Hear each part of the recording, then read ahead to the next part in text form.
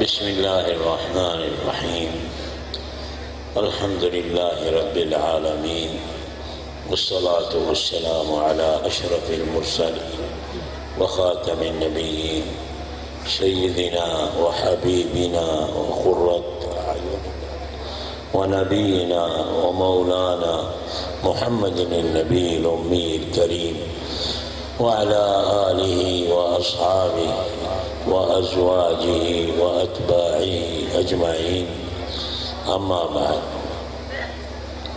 گرامی قدر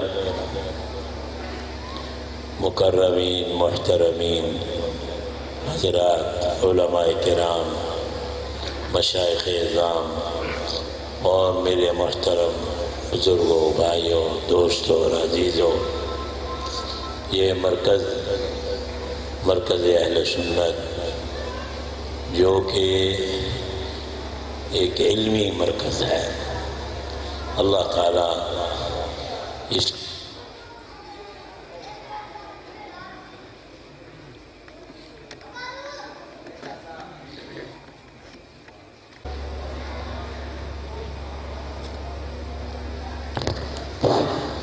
اللہ سبحانہ و تعالیٰ اپنے فضل و کرم سے اس مبارک مرکز کی ہمیشہ ہر نوع کی ظاہری باطنی حفاظت فرمائے اور ہر نوع کی ترقیات سے اس کو مالا مال فرمائے۔ یہ مرکز معمولی چیز نہیں ہے۔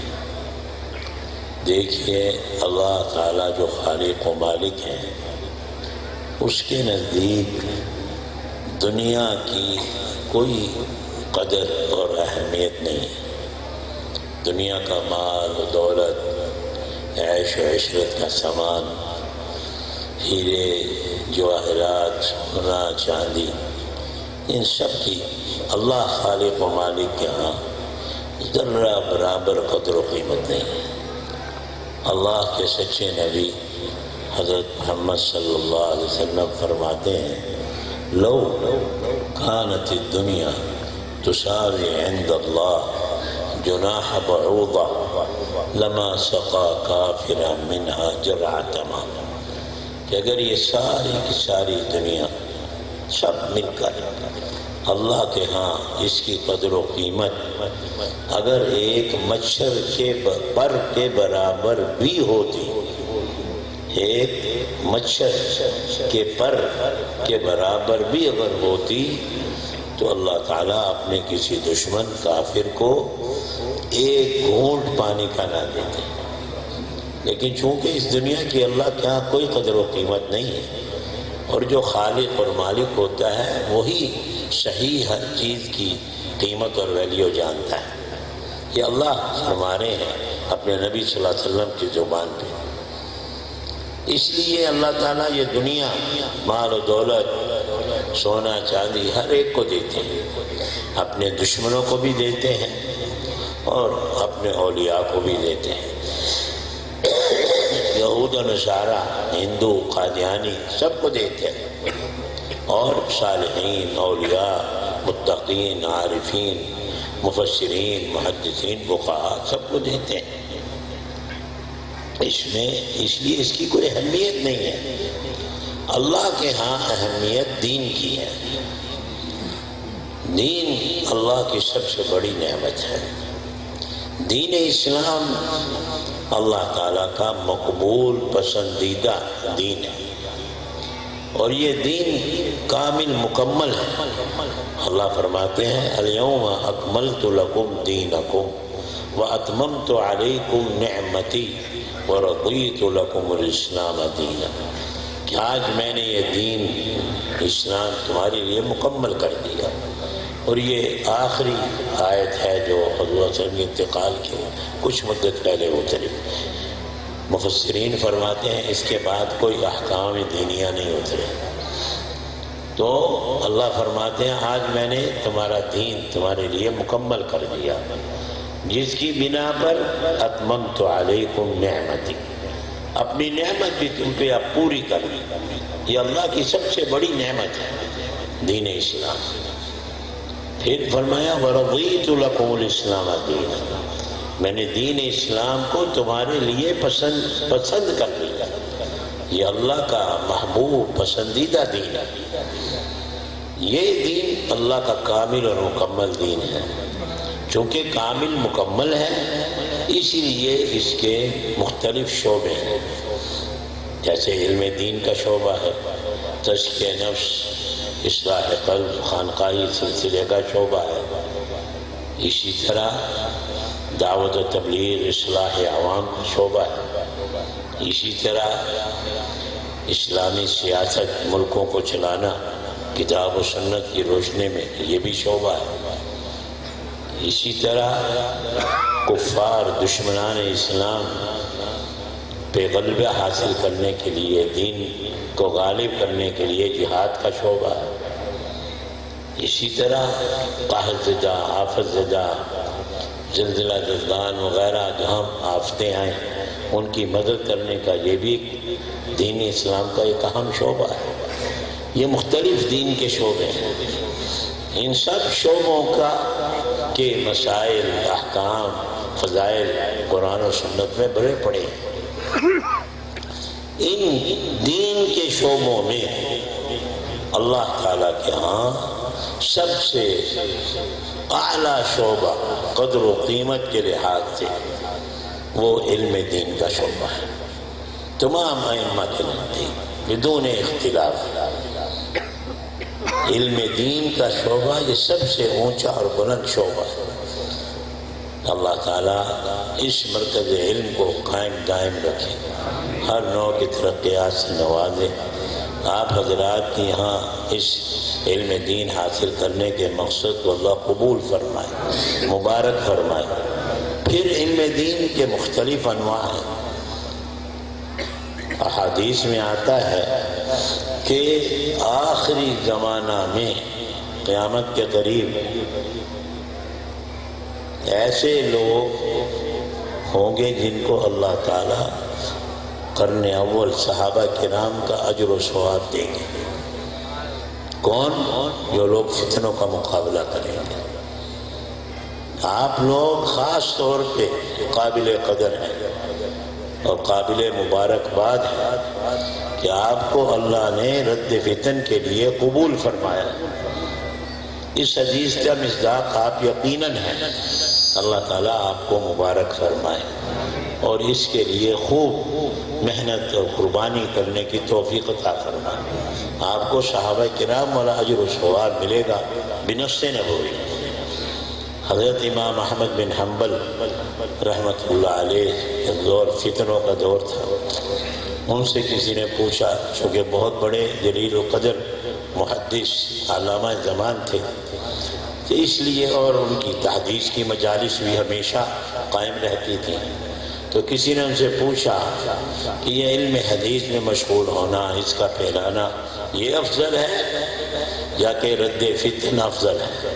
فرمایا نہیں، رب فتن بہت زیادہ افضل ہے، اس کی فضیلت بہت زیادہ ہے۔ اللہ تعالیٰ آپ حضرات کو اپنی شان شان جزائے خیر عطا فرمائے اور مزید توفیق عطا فرمائے، قبول اس نعمت کی قدر کریں، یہ اللہ کی سب سے بڑی نعمت ہے۔ علم دین سب سے بڑی نعمت ہے، دین کی، دنیا کی تو کوئی اللہ کی حیثیت ہی نہیں ہے۔ دینی لحاظ سے دین کے شعبوں میں سب سے اعلیٰ درجہ علم کا ہے، اور علم کے مختلف شعبوں میں رد فتن سب سے اونچا شعبہ، اور آج کل کے زمانے میں سب سے بڑا شعبہ ہے۔ اللہ تعالیٰ آپ کو قبول فرمائے۔ علم دین اور علماء کی فضیلت سے قرآن و حدیث و آثار صحابہ بھرے پڑے ہیں، لیکن ایک بات یاد رکھے کہ جہاں کہیں بھی قرآن حدیث آثار میں جہاں کہیں بھی علم کے فضائل آئے ہیں، وہاں اللہ اور اللہ کے رسول کی مراد وہ علم ہے، وہ علم دین ہے جو مقرون بالعمل الصالح، جو مقرون بالعمل الصالح، وہ عالم اللہ کے ہاں اونچے مرتبے والا ہے، ان کی اللہ کے رسول نے تعریف کی ہے، جو اپنے علم کے مطابق عمل کرتا ہے۔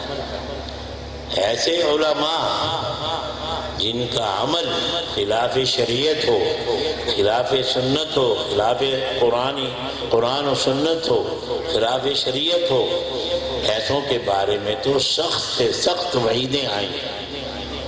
ایک حدیث میں یہاں تک آیا ہے کہ جب جہنم میں اللہ جہنمیوں کو ڈال دیں گے اور وہ جہنم کے عذاب میں مبتلا ہوں گے، کچھ مدت بعد فرشتے کچھ لوگوں کو لا کے جہنم میں ڈالیں گے۔ ان کے جہنم میں ڈالنے سے ایسی خبیث بدبو اٹھے گی جس کی وجہ سے یہ جہنمی بھی عذاب میں کپ کپ آ جائے گی، اور فرشتوں سے، جہنم کے فرشتوں سے پوچھیں گے یہ کون بدبخت لوگ ہیں جن کو تم نے ڈالا ہے؟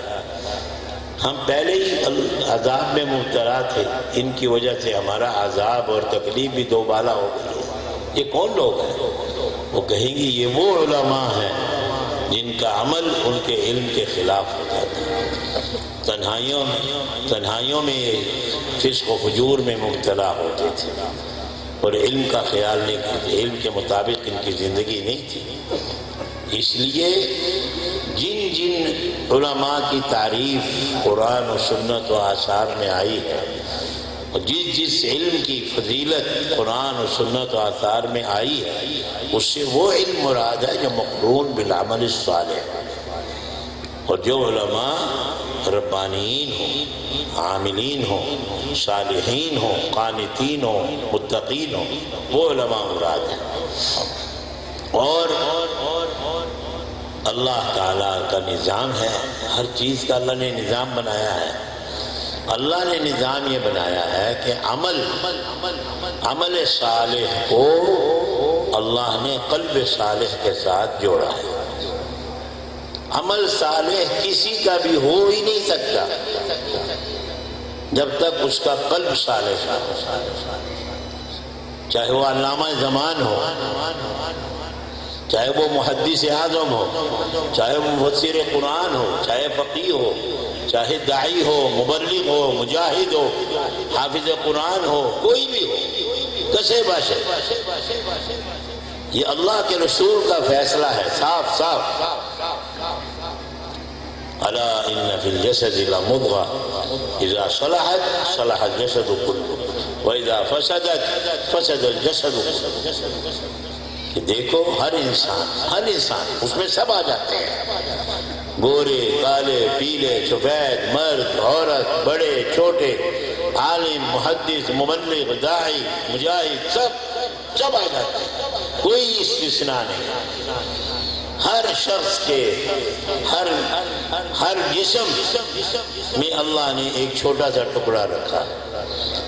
حضور صلی اللہ علیہ وسلم صادق المصدوق صلی اللہ علیہ وسلم فرماتے ہیں اگر وہ چھوٹا سا ٹکڑا ٹھیک ہو جائے تو سارا جسم ٹھیک، آنکھ بھی ٹھیک، کان بھی ٹھیک، زبان بھی ٹھیک، ہاتھ بھی ٹھیک، پاؤں بھی ٹھیک۔ کیا مطلب ٹھیک؟ یعنی ان سے ٹھیک اعمال صادر ہوں گے، اچھے اعمال صادر ہوں گے، نیک اعمال صادر ہوں گے۔ بلکہ عارفین باللہ فرماتے ہیں صلح الجسد کلہ سے مراد باطن الجسد ایضا، کہ جسم کا اندرون بھی ٹھیک ہو جاتا ہے، اس کے جذبات، اس کی کیفیات، اس کی طبیعت، اس کی فکر، سوچ، جذبات، تمنائیں، امنگیں سب نیک ہو جاتے ہیں۔ ہر وقت اس کی یہی فکر، یہی سوچ، یہی جذبہ، یہی تمنا، یہی امنگ کہ میں یہ نیک عمل کر لوں، یہ نیک عمل کر لوں، یہ عبادت کر لوں، یہ طاعت کر لوں، اس طرح اپنے مولا کو راضی کر لوں، اس طرح حضور صلی اللہ علیہ وسلم کی اتباع کر لوں، اس طرح دین کو پھیلاؤں، اس طرح دین کے کام کروں۔ یہی جذبہ، یہی تمنا اندر باہر سے نور و نور ہو جاتا ہے۔ کب؟ جب دل ٹھیک ہو۔ اور اگر دل خراب ہے تو پھر آنکھ بھی خراب، کان بھی خراب، زبان بھی خراب، ہاتھ بھی خراب، سارے اعضاء گناہوں کی طرف ہی چلتے ہیں۔ موڑتا ہے، کوشش کرتا ہے، لیکن اعضاء پھر اسی طرف جاتے ہیں۔ جیسے جانور گدھا بھٹک جاتا ہے تو وہ ایک طرف جانا چاہتا ہے تو آپ اس کو موڑتے ہیں، مڑ جاتا ہے تھوڑا سا، پھر اسی طرف جاتا ہے۔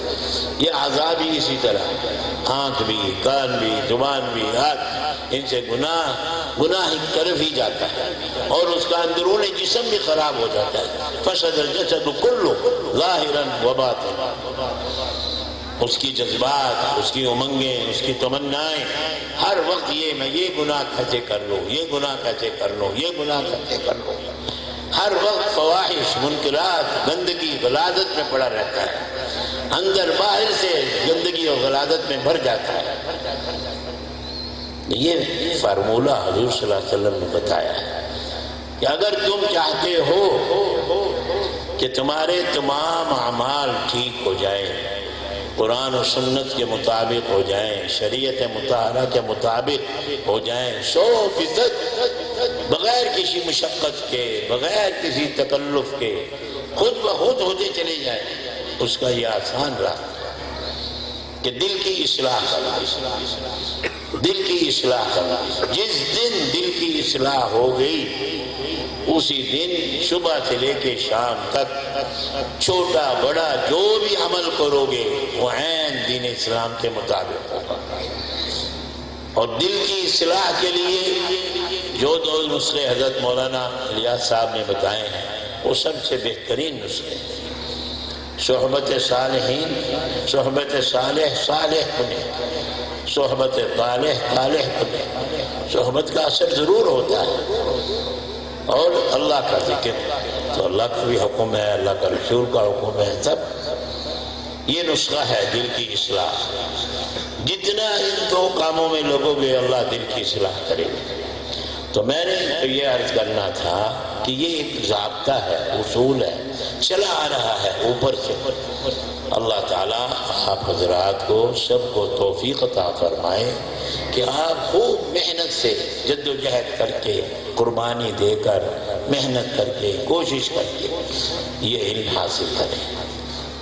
بغیر کوشش، محنت، قربانی کے علم نہیں آتا۔ حضرت امام عبداللہ ابن المبارک رحمۃ اللہ علیہ کا ارشاد ہے، قال العلم اعطنی کلک اعطک بعضی۔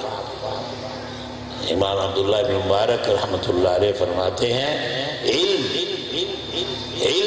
اپنی زبان حال سے یہ کہتا ہے طالب علم کو کہ مجھے اپنا سب کچھ دے دو، اپنی راحت، اپنا آرام، اپنی فکر، اپنی سوچ، اپنے جذبات، اپنے تڑپ، ہر چیز مجھے دے دو، علم کے لیے قربان کرو، پھر میں تجھے کچھ ملوں۔ اور شاعر کا مشہور شعر ہے، وَمَا نَيْلُ الْعُلَى بِالتَّمَنِّ وَلَكِنْ مَنْ طَلَبَ الْعُلَى سَهِرَ اللَّيَالِ۔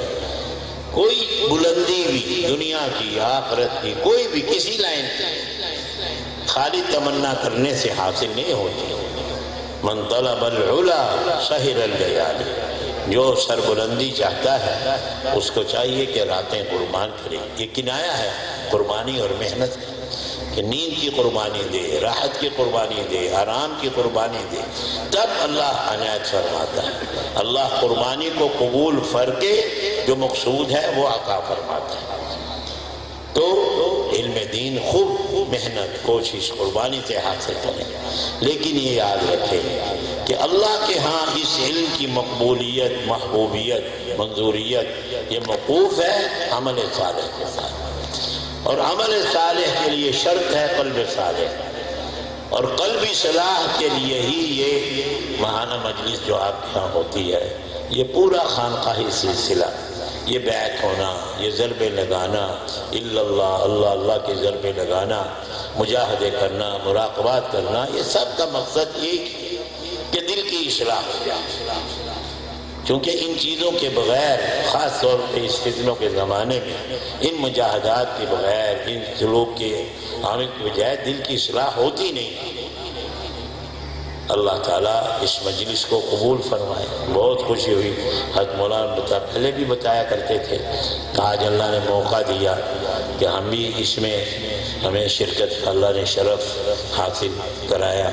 اللہ تعالیٰ کا شکر ہے اللہ کا احسان ہے۔ اللہ اس مجلس کو قبول فرمائے، اس مجلس کو معمولی نہ سمجھے۔ احب الاعمال الی اللہ ادومها وان قل، اللہ کے ہاں سب سے محبوب پیارا عمل وہ ہے جو پابندی کے ساتھ ہو، چاہے تھوڑا ہی۔ یہ چونکہ مرکز علم اصلاً ہے اور وہی اصل اور وہ بہت اہم ہے۔ دنیا کی سب سے بڑی نعمت علم دین ہے، اور آپ کا شعبہ تو سب سے اہم ترین آج کل کا شعبہ ہے۔ اللہ تعالیٰ آپ کو علم نافع، علم نور سے منور فرمائے، اور خوب اس کے لیے محنت قربانی دینے۔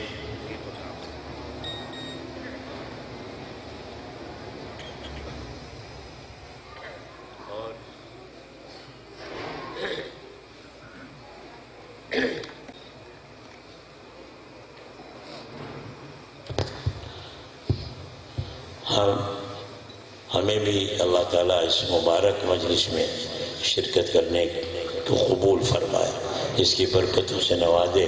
ہم بھی اسی قدس نیت کر کے آئے ہوئے ہیں کہ اللہ اس کی برکتوں سے ہمیں بھی نوازے۔